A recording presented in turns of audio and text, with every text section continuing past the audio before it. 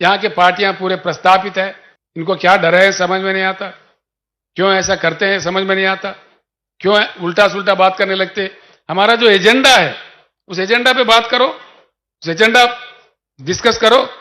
देवेंद्र फडणवीस जी जो भूतपूर्व मुख्यमंत्री अब के उप मुख्यमंत्री है, नांदेड़ में पहली बार जब मैं आया था तो उन्होंने कहा था केसीआर जी आपका यहाँ क्या काम है, आपका तो काम तेलंगाना में है।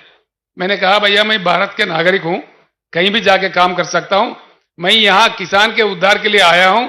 अगर मुझे नहीं चाहते हो तेलंगाना एजेंडा मक्की का मक्की 100% इंप्लीमेंट करो, मेरा काम खत्म, मैं मध्य प्रदेश चले जाऊंगा, महाराष्ट्र नहीं आऊंगा। उसका जवाब नहीं है उनसे, उसका जवाब आता ही नहीं है। उनको कहना चाहिए कि बिल्कुल हम अमल करेंगे, नहीं करते। केंद्र सरकार एक 6,000 रुपए देते हैं, वो भी कम लोगों को, कम किसानों को। हमारे पास कोई ऐसा अभेद नहीं है। पूरे किसान जितने भी है 70 लाख किसानों को हम रईत बंधु जो स्कीम है 10,000 देने वाला, छोटा बड़ा सब किसानों में देते हैं, कोई भेदभाव नहीं है उसमें। इसी प्रकार का यहां भी आना चाहिए। लेकिन जैसा बीआरएस ने प्रवेश किया महाराष्ट्र में, फिर 6,000 का ऐलान हुआ। वो किसको देंगे? जो किसान सम्मान निधि मिल रहा है उन्हीं को देंगे, बाकी को नहीं देंगे।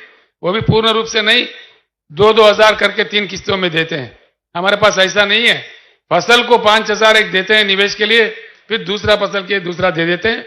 मुफ्त में पानी देते हैं, मुफ्त में बिजली देते हैं, और हर दाना उनका खरीदते हैं। खरीदते भी कैसा? सीधा उनके बैंक में जाता है। आप लोग प्रसन्न हो जाएंगे मेरे बात सुनकर। तेलंगाना में मैंने देखा है, मुख्यमंत्री बनने के बाद 2 साल किसानों का जो कष्ट है, मुश्किल है, मैंने देखा है। उसके बाद में पूरी तलाटी व्यवस्था हमने बर्खास्त कर दिया है तेलंगाना में। तलाटियों का जो काम है आप जानते हैं, हमारी भूमि उनके नाम पे लिख दे, इनका भूमि उनके नाम पे लिख दे, वहां पूरा तलाटी व्यवस्था ही बर्खास्त कर दिया कानून बना के। उनके पेट में नहीं मारा हमने, दूसरे डिपार्टमेंट में उनको नौकरी दिया, और तलाटी व्यवस्था निकाल के धरणी बोल के एक पोर्टल ला के सारे जमीन का रिकॉर्ड हमने डिजिटलाइज कर दिया। उसके लिए उस माध्यम से ये सुविधा होता है किसानों को।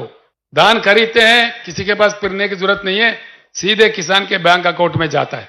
जो 5,000 हर फसल के लिए हम निवेश के लिए देते हैं, वो भी सीधा, ना दरखास्त देना है ना दफ्तर जाना है, सीधा उनके बैंक अकाउंट में जाता है, हैदराबाद से जाता है।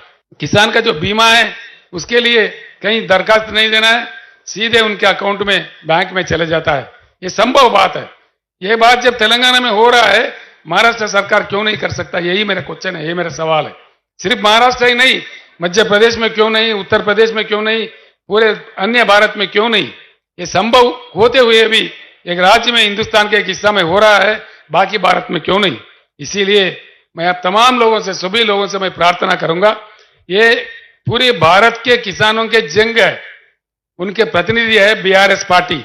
सिर्फ महाराष्ट्र या तेलंगाना किसी एक राज्य का नहीं है,